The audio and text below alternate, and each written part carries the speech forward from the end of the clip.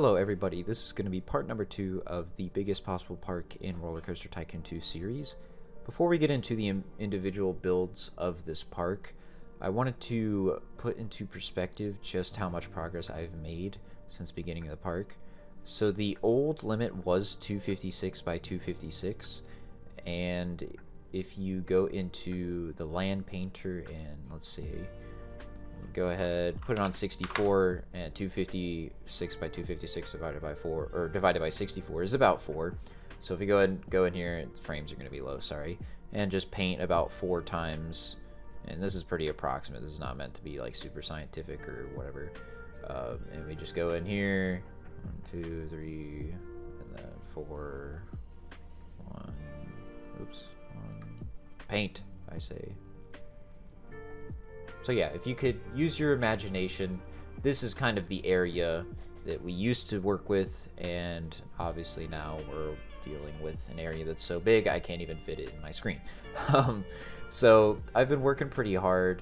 Honestly, most of my energy has recently been spent on just testing paths and stuff like that instead of actually building or doing detail work, which, you know, kind of sucks, but, you know, now I'm having to simulate a whole different, you know, continent instead of just, you know, a small 256, or what would be considered small compared to what we're dealing with now.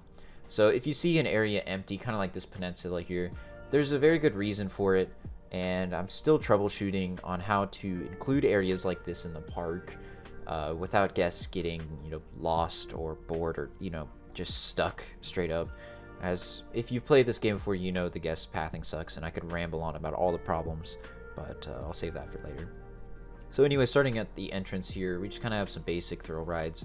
Been, you know, trying to work with my building style and include more like second story building types, if that makes any sense, so that you know, there's a little bit more altitude. But again, I worry about doing bigger second story builds because, again, I'm not sure if guest pathing can handle you know, upward movement, you know. So moving on from that, we just have a roto drop, and over here I'm kind of doing the same thing that I did in the last park, where as you go further into the park, the rides get more modern. So every park usually has a big classic Woody, and so that's kind of what I did here. Again, still kind of messing with that second story stuff. The exit's a little bit janky just because of how some of the scenery overlaps with the guests when they walk on it for some reason, but there's not really anything I can do about that, unfortunately. I've tried messing around in the tile editor and switching things and trying to, you know, let different objects take precedent over others. Nothing really seems to work, so we just kind of have to deal with it. But it's not that janky. It doesn't look too bad from a distance, so I'll take it. So moving forward, we kind of have the classic LIM launch coasters. These were really popular in the early 90s. There's a few clones of the Flight of Fear put into Paramount Parks, and there's some, I believe there's a couple other models that were put into Six Flags that were relatively the same. And then we kind of have our our like early 2000s like B&M stand-up coaster. So it's pretty classic. Not too many inversions, mostly meanders. And then we have like the early B&M invert model as well. And then every park's got a classic bobsled. So we've kind of just got this like rectangle going on here. And I kind of figured out from my testing that rectangles connected to rectangles is the best way to keep guests flowing without it getting crowded and lost. So I'm going to try my best not to keep it symmetrical. I could have made all of this symmetrical, but I didn't for a reason, because it probably just looked really boring and unnatural, and I'd have to change a bunch of the terrain, which I don't want to do if I can avoid it, because then I get really like stuck on it, and then I can't decide what does look good, what doesn't. So I'm just going to avoid doing that. So yeah, we have like, I'd say like 1, 2, 3, 4, and then like 5 main rectangles going on. I'll get over to this in a bit, but continuing on, you have that like classic traveling looping coaster. Of course, you got to have a boomerang, and then you got to have a shuttle loop. And then over here we get into like the more modern B&M models. So you have like the B&M Flyer model, which is pretty cool. It, you know, doesn't really do anything too special. Not too much detail went into this. Just kind of flies over the water, goes underground, pretty cool. And with the station over here, I kind of tried messing with custom supports because in my scenery list, as overwhelming as it is, there is custom supports, but honestly, unless you have like 10 hours to put into one ride, which, spoiler alert, I do not, if I want to finish this park within this year, which would honestly be an accomplishment on its own. But anyway, I just don't have the time to like mess around with the perspective because it's just kind of weird. I'm not really good at it. I don't think I'm going to make it look very good. So I've definitely seen some really cool rides out there that utilize the custom supports very, very, very well. But you can tell it takes many, many, many hours of fiddling just because of the way the perspective works in this game. You have to mess around with it a lot to get it how you want to. And of course, they clip into the ride sometimes. Sometimes they don't. Sometimes they behave differently, whether the train is going over the piece of track that they're connected to. So maybe that's something, if I just get better at the game, I can do later on in the park. But for now, probably not. Anyway, so yeah, you just have like the B&M Flyer model, and then you got like your typical old school B&M floorless coaster. Not really too sure how happy I am with this layout just yet, but we'll kind of see how it ends up over time. And I'll probably end up using this path to connect. Right now it's just the exit, so it has a no entrance sign. But I'll probably be using this path to connect over here and join into this area over here. However, I do have to be really careful with routing paths back towards the entrance because in the guest's mind, if they want to go home, the entrance is right there. So they're just going to come over here and then try to go this way. But if there's no path here, then they're going to be like, okay, well, why? I'm just going to stand over here now. So, again, the guest pathing in this game is, it's, you know, it's just, it's really unpredictable. So you just have to be really careful. Right now I have guests in the park just for fun. Usually when I'm building, though, I do take them out because obviously it can be annoying if you remove the wrong piece of path or, whatever. But right now the park rating is 999, and I do not have the force rating on, so relatively speaking, that's pretty good. Obviously, I have a bunch of other cheats on, so it's not like really that impressive. But the fact is, most people, and I say most people because if you look by thoughts, most people still need to use the bathroom when I literally have, let me take a look here. I literally have like over almost probably 100 restrooms in the park, and they are literally everywhere. Like everywhere you look, there's 2, 3, 4, 5, 6, 7, 8. Yeah, you could count them up. They're in every reference frame in this park, and people still have to use the bathroom. So considering there's only 100 people that need to use the bathroom, like where are these people anyway? Like where could they possibly be? How could you need to use the bathroom when it's right here? Like I don't get it, dude. So it's like by the time you even get to these people that supposedly need to use the bathroom, they're already doing something else, or they're like heading right now. Yeah, they're in the restroom. So I don't think that's preventable. There's nothing I can really do about that. That's just on the guest, like getting to the bathroom.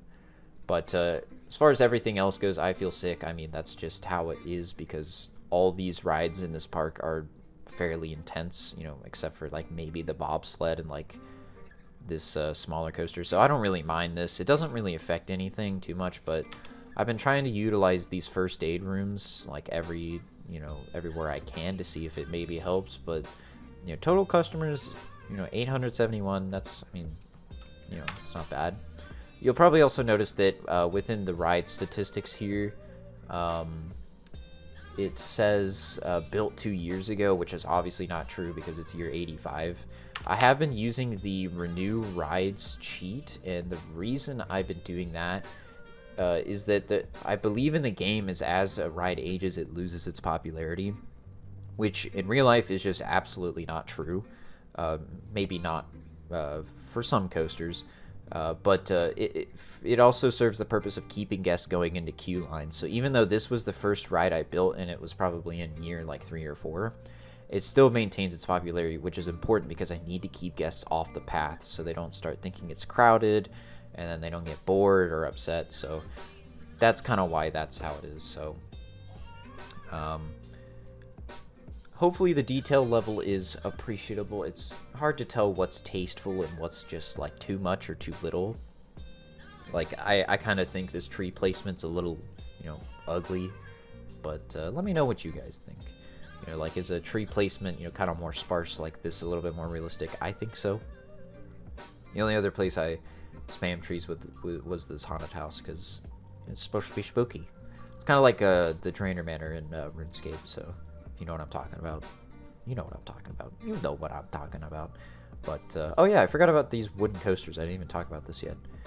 So these don't even race. They're just two separate rides, but I just thought it'd be cool if I made it, like, kind of look like the ocean and, like, name it Great White. Kind of like how every park seems to have an old wooden coaster named, Great White. Anyway, yeah, it's just supposed to, kind of interact with itself. It's pretty cool. And the reason there's not many guests in this area of the park right now is because I actually just built this roto drop over here. And that's also something else I noticed, is that, like, this Ferris wheel over here is popping, and it's just a Ferris wheel. The excitement rating is 2.3, but you can literally see the guests are like cramming to get in this queue right here. So I don't know why that is. I don't really want to know. I don't really care because it doesn't affect, doesn't affect me too much. But queue time is 16 minutes. Not very good. Trying to think of anything else I should touch on while I'm rambling about.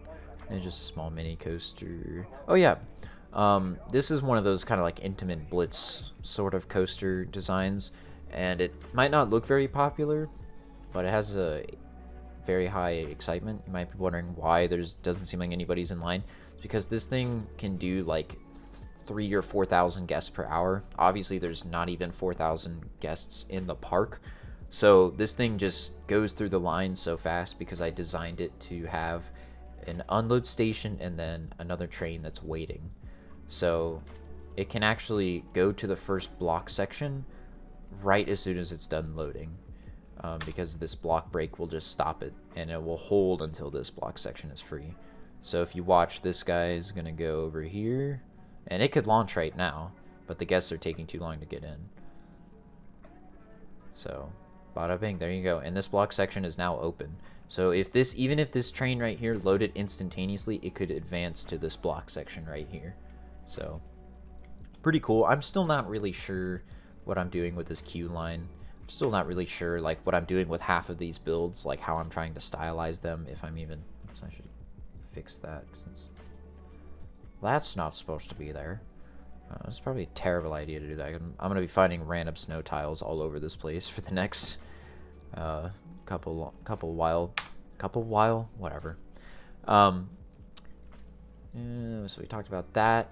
So this is the newest, I guess, module of the park, the newest rectangle. So I'm kind of planning for this like epic, the Voyage style Woody that, it goes really far out and comes back in. That goes right over the pathway here, and just a little river raft ride to fit in there as well. It's gonna be very foresty around here, but still not really sure what I'm gonna do with the this kind of pocket here, if I'm gonna put a ride in, because like I said, I'm trying to make this park realistic, so I'm not trying to stuff roller coasters in every available place. I know that a lot of, or somebody's probably going to say like, oh, you didn't really build the biggest park because you got all this water space in here. And it's like, if you literally want me to cram as many rides in here as possible, I could. It's just going to look like garbage. Like, so that's kind of why I'm trying to keep everything like spaced out, because I feel like once you start cramming stuff and layering, it just becomes really like oversaturated. And just doesn't look as good anymore. So I'm actually pretty proud of this area. I spent quite a while, getting all the details in and putting this little looping shuttle here that goes through the exit of the haunted house. But again, I'm not trying to make things too dense, because if the whole park looks like this area, it's going to be hard to like make anything stand out. So I think my next main area of focus is going to be finishing up the Twister. I mean, all I really got to do is put some roofs in, finish the station, finish the catwalks for the brake section over here, and then I'll probably be moving on over to this area and doing a lot of testing to make sure guests don't get lost or stuck. And then hopefully after that I can branch out into this area here. But the honestly the hardest part of this park isn't even really building and doing all the detailing and testing. It's just trying not to stay burnt. I don't really know how in-game time translates to real time, but it is year 85, and it's only been a couple weeks since I had to start this park. And obviously I do speed up time here and there. So even if you assumed it was just year 40 of regular in-game time without speeding up, it'd probably be about how much time I've spent on this park already. So I appreciate all the support on the parts so far. Again, if you have any suggestions or any goals on what kind of rides you'd like to see or what kind of themes you'd like to see in the park, please let me know, because I am not creative, so I'll need to steal your guys' ideas in order to make things look good. But anyway, I hope you guys enjoyed this like pretty short update. 16 minutes actually. Dang, is that really 16 minutes? Let me know if there's any like stylistic change you'd like to see or whatever. Anyways, I hope you guys had a wonderful Christmas. I'm back in class, so the next part will probably be in another couple weeks. But thanks for all the support once again, and I'll catch you guys later.